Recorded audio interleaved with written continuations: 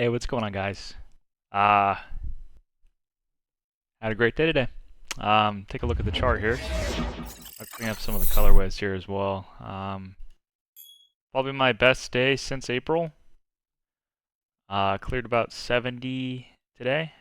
It's the only time I'll say that, and I try to keep that pretty quiet and under wraps, but a lot of it was Intel here. You guys saw, right? I mean, it's hard to get this perfect, especially when you have like a creek jump that isn't as textbook as Intel here, right? I mean, we obviously had the gap fill down here. I'll mark this with the white line. You guys can see, I have all my little things, reminders, add this highlighted zone. So we were looking to add 2973 down to 29. You guys remember, right? It had that crazy push, which was, in my opinion, the creek jump, and it could have come a little bit lower, down into my secondary ad spot, which was like 27.55. Could have slipped a little lower into 26.42, and then that was like the threshold for my ads, and then the stop loss was here, right? 24.90. Had I taken my entry around 29, that's about a 13% drawdown. Obviously I would have trimmed or closed my December contracts if we broke under 26.42, but I would have kept the shares had we hit 24.90 and then kind of risked that off of like a daily and or weekly. But had a lot of faith actually off of this 29 spot, right? We pulled down onto this 29.05 spot. You guys can just take a look at the volume as well, right? Volume right here. This was in a divergence, right? We had a harmonic breakout on high volume, some of the highest volume we've seen since this accumulation base began. Indicative that it wants to go higher, right? We pulled down on decreasing volume, and then we really kind of fizzled out against 29. It did undercut it a little bit. I think that's why I waited till this day here on the 23rd. I took more shares. I took the December 35 calls, and then we ended up having a nice pop, right, where we ended up going about 240% over, I don't know, 5-day, 6-day stretch. Or no, 3-day stretch, I'm sorry. Yeah, up into this high here at like 36.30. And then we saw a high, right? We talked about how this had potential on Friday. That's why I took those lottos for this to be a pullback down into the 33.99 gap, or just rounded off to 34. Once again, white line that's highlighted there. And we were just looking to, potentially buy the pullback onto that spot, but these are really important because we clearly have a swing low, right, where we had a pullback on the creek. This ended up catching, and then it bounced really hard for an impulsive move up. So we have to view this as a swing low. Once we see the swing high, which, remember, we were looking for a shooting star, we ended up kind of getting a spinning top here, and we were looking for a divergence on the pullback, right? And that's exactly what we got. We had the top here on the 26th, and then the last 2 days were half the volume, right? Divergence in volume, as you guys can see, it's coming down in a sloping fashion. So what we're looking for, and this is where I do recommend like your EMAs to be a helping hand in these continuation trades, right? Especially on big breakouts like this that are harmonic. And we have divergence. It's just important to kind of use the EMAs and then tie it to relative levels. So we were kind of looking for a pullback into the the 9-day, which is that green line. And then I pulled fibs, right? Like I said, swing low to swing high, grab from the low, pull to the high, look for a discounted spot, right? So the 0.5 to the 0.618, all lined up really nicely. With this spot here as well, right? So remember, 34 was kind of the level I was looking for, but then at the end of the day, I was also looking for this big footprint candle, which was our creek jump day. I was looking for the open of that to hold, right? To see continuation in this upper range. Remember, the upper range is up here, right? Obviously, if it slipped lower, I would have been adding into 27.55 and 26, but your back's kind of against the wall. The thesis could break, but anything in this upper range, almost at echelon, and this upper range is still healthy, right? So obviously the higher it is, it's better. You want to see continuations happen quick and the pullbacks be very shallow. So 2-day pullback, we ended up pulling right down into the 9. And the reason I took the trade today, I alerted the December 19th 37 calls, and I paired those pretty heavy with my my December 19th 35 calls. Reason I saw this was we had virtually no lower wick, right? We basically opened, held, when this is an important spot to hold because you guys kind of know, right? We held essentially yesterday's close. So we had a little bit of a red and then instant green, right? So kind of it had a potential to go slip underneath yesterday's close for a red or green to red move. Instead, it held virtually no lower wick, right? It was just a straight bid right off of the open, and then it started a rally.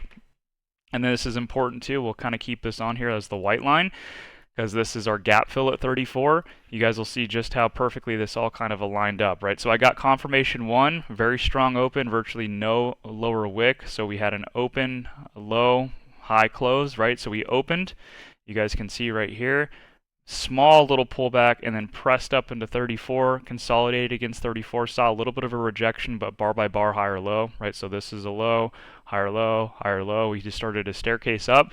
We pushed up, we pulled back in base, and I was actually looking to take some ads here. I think I might have, honestly, I think I might have added here. But we ended up seeing a press off of that level on increasing volume, and then we pulled back one more time to retest that spot. And then I just saw the divergence here, right? Once again, divergence, we pulled back and base that 34 gap, and it did so in a very controlled fashion. And I think, I want to say this is where I alerted the 37s just as we pulled down into the spot here. And then we got a nice press off of this, and then news came out, instant rip. You guys can see the volume here, just juiced IV, Vagos through the roof, everything lined up so perfectly. The contracts that I alerted went about 45%. My other ones, my December 35 calls, that I was at a peak at 240% back here, right back on this day. Pulled down to like 120%. I'm not going to add into 120% con, but those went back to 240, 250 at the close. Yeah, and then I also took something off alert. I took October 17th, 37 calls as well. So I had 3 things, and then I have shares as well, which I have about 70, 80 grand in shares. So I have a lot in this position, right? Had a wonderful day. And then to top everything off, right? 1 second. Excuse me. To top everything off, UNH also participated, right? UNH, kind of the same thing. I talked about this in the video just yesterday, where we are now basing the top of this gap here after we came off of that distribution pattern. Next volume footprint is indicative of the ending of the distribution campaign, likely beginning of the accumulation campaign. We saw ST in phase B. I was still worried about phase C and potential move down for the spring and the third lower low. Hence the hesitancy here in this consolidation. But we got a breakout. We're now basing this high here at like 335 in a very healthy fashion. And stop loss for most things would be 319.71. I have shares on this, guys, that I still have from back in 250, which were alerted as well. But yeah, stop loss for the December contracts is still 319.71, but this looks healthy, right? And then once again, we pulled down, same exact fashion, and I've divergence to retest 335, which we never retested. We just had a breakout on harmonic volume through that spot. Odds of it retesting are very high, and that should be considered a buy opportunity. Pulled back, we had a swing low here, which is our higher low. We pushed up, got what could be considered a lower high, so now it's up to us. Do we gauge? It's all about how you gauge it, right? The lower high is in. Did the lower high happen on high volume, right? A little bit of an uptick in high volume, right? Majority of that was buying, but there was a wick to the upside. So indication that there are sellers there. We ticked a little bit higher on decreased volume, and then we started to pull back. And it's important to see, is that pullback happening on high volume, and will that confirm the lower high, right? If this is a lower high, this will sell underneath the swing low. Instead, right, we pulled back down on decreasing volume. We had, once again, this is still a lower high until proven otherwise, right? So we have swing low, swing high in this little range. I pulled my fibs. Look where we're consolidating pretty perfectly, right? Right in the discount zone. Every single wick down into the 618 and the 0.5 is bought back up and just kind of soaked. You guys can see the lower wicks here, just showing buyers are not letting it go further down.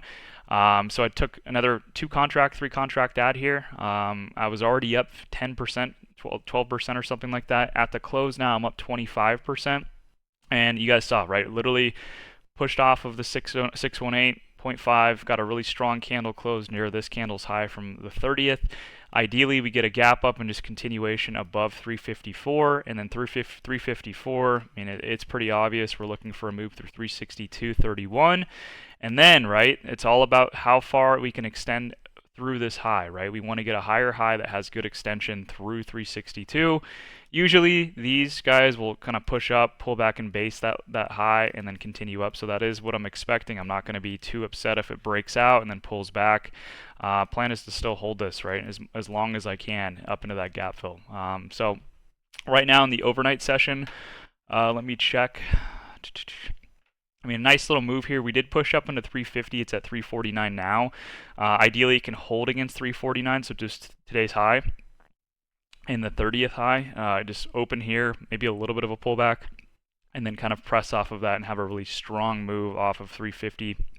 349, wherever we open, and then kind of grind up into 354, right? That would be ideal, and then rip through that, go to 362. But all the positions were working today. Obviously, Intel was massive, really set things up, and that's crazy to be a part of moves like that. I really feel like these creek jumps or these LPS SOS kind of type trades have news that usually back them, and they lock out a lot of traders that are waiting or are too afraid to be kind of going into those breakouts.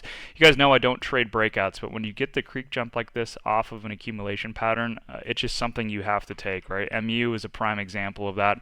When we got the SOS here, I was upset at the fact that I got shaken out here in April, but I did take some size here just to kind of feel out and like respect my system. This was a good opportunity. I wish I would have taken more as it hit 127 and pulled back once again. You did kind of get another SOS LPS here, and then you had your creek jump at 114. I mean, there's so many opportunities. I probably should have taken more.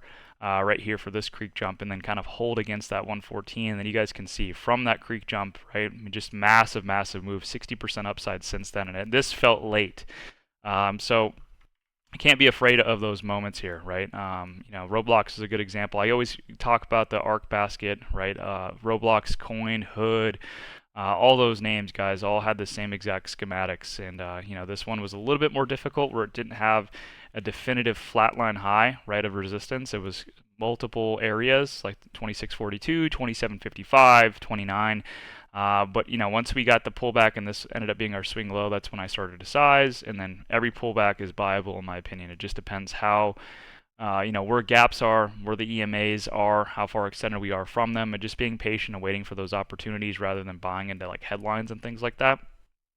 So really nice to see that come to fruition. I mean, contracts went absolutely nuts. For the 15-minute volume that we saw there, the volume here wasn't as extreme as I thought. Now looking at this on the daily, I thought this would be a little bit more. But this should get continuation, right? We're just looking for a move through 3630, right? This is kind of our high here. Look for a new higher high, and then we're looking for a press into this gap fill at 3670. This has been somewhat absorbed from back in July. I still expect a little bit of turbulence here, so maybe we get one more move up into it, we pull back again, right? And then kind of take out that target at 3782-ish. But yeah, I'll be pretty much out of all my options at that point. I really, we'll just ride shares the rest of the way. I think the bulk of the options trade on this one is done. And then once we start to base out against this, right, if we end up pressing up into this gap fill and we start consolidating against the gap, you guys know it, right? In the next phase of this, like I said, treat this like an onion, right? You don't have to trade everything all in one sitting. We'd be looking for 41 and 44 as our target. So we can start looking for like 40 calls, 43 calls, 44 calls, etc. And hopefully you guys kind of get the gist of that. But beautiful day. Couldn't have asked for a better trade setup, right? And I haven't really trimmed anything up until today. I was up 240%, rolled my contracts, let the ones that were 240% go all the way down to 120, and then they went back to 240. On the weakness, I added into fresh December contracts, and then I took, like I said, the October 17th off alert. But I basically had 3 positions that I hadn't trimmed. I just trimmed them today. I got half off on all of them. Still have my shares full, and yeah, hopefully this ends up kind of playing out in the next couple days and presses up into 37 to 38. One trade that I did take, I'm not too, I don't know how I feel about this one, but I still think that this could be a distribution, right, with kind of this being the buy climax, the up thrust here, and then I've talked about this whole upper range here from the green line up being a potential longer dated UTAD. You guys saw, right, I had this red zone drawn. I thought the top would be 65, but it just pressed up into this little gap fill here, right around like 66-ish. So just kind of pulling from swing high to swing low here. I took a stab, right? You guys can see the 618s right here at 66.61, and then the gap itself was here. I have it marked right now, right? So 66.75. Let me delete this really quickly too.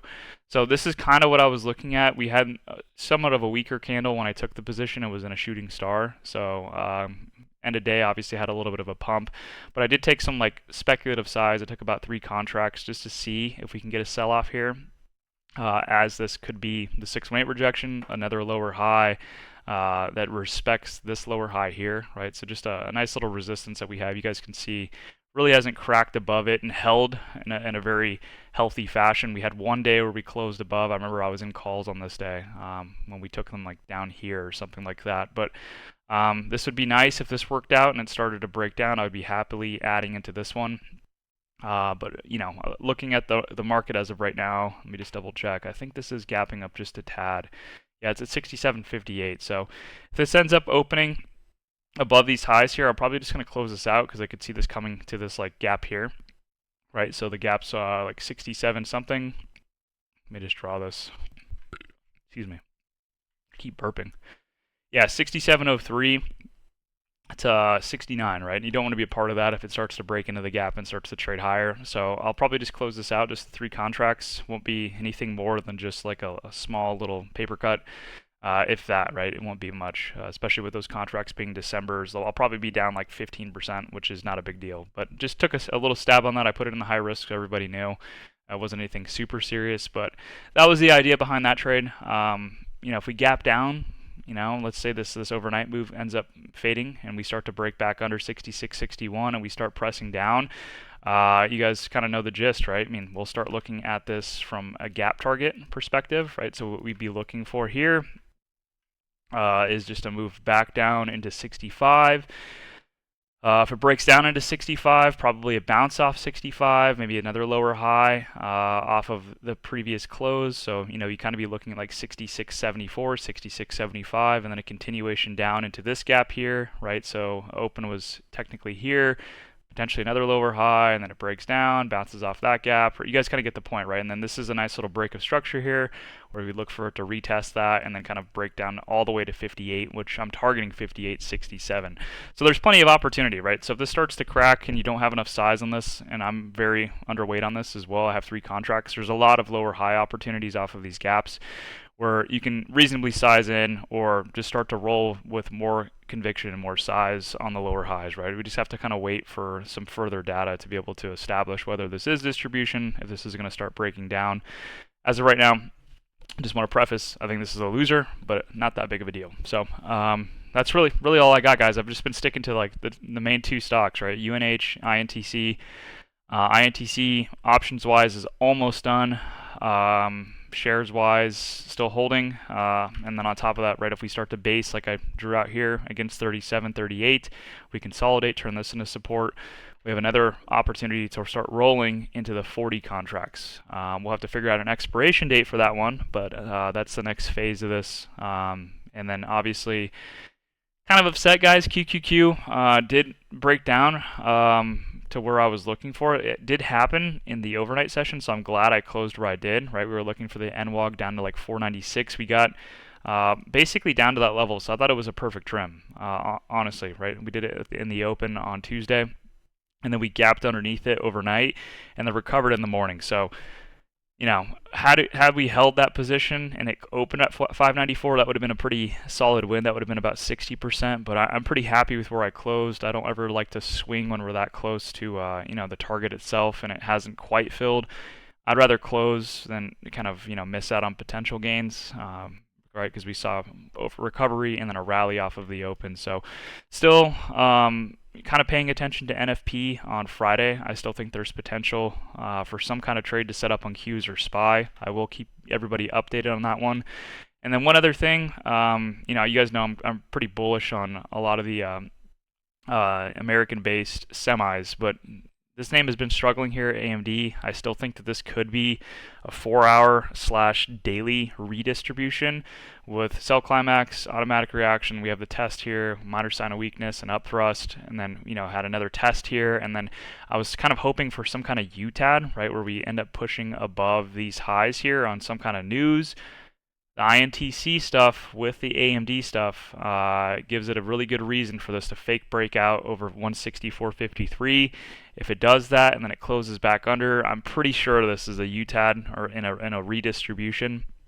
So we'd wait for a break back under 164.53, a test candle that retests it from the below or underneath, and if it rejects and confirms that it's back underneath this range, I might retry some shorts on this for like 140, 145, and then ideally we get this schematic to play out here that I drew out. This is just a rough draft, so bear with me, but ideally this is kind of the move that we end up seeing. But that is something that I am kind of watching, just a heads up.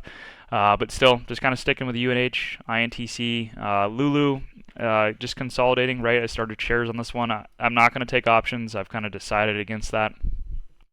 Just because the open interest on these are so poor. And if you can find one with good open interest, the bid-ask spread's like 50, 60 points. So that's not going to be anything that I think any of us would enjoy. But it is consolidating pretty nice against 176.18, which is this earning candles high. It's just TBD, right? We don't know yet. So if this can get a nice continuation off of this one, I think we're set for a continuation into the gap. Like I said, about a 16-17% move up into 206, and then ideally we get some more interest peaked into this name where a lot more contracts are bought into and open interest can kind of increase, and the bid-ask spread tightens a little bit, and then we can start to trade options on this one. But yeah, that's really all I got, guys. Nothing super intense in terms of new positions. Pat on the back. Good job on Intel if you guys took that. I've been pounding the desk on that one. UNH as well, and UNH is slowly trickling up. It's starting to give us a really healthy look here. So now we're positioned for this one. If this one can move up into 380, those contracts will pay. Whether you guys have 3 contracts, 4 contracts, 2 contracts, they will do very well. So that's going to be all, guys. Hope everyone had a good night. I was going to stream this, but I figured I would be able to articulate my thoughts and just kind of put everything all in one platter for everybody, and you can just watch it on your own time rather than missing the stream and having to watch it back or whatever. So yeah, that's going to be it, guys. Appreciate y'all. See you guys next time.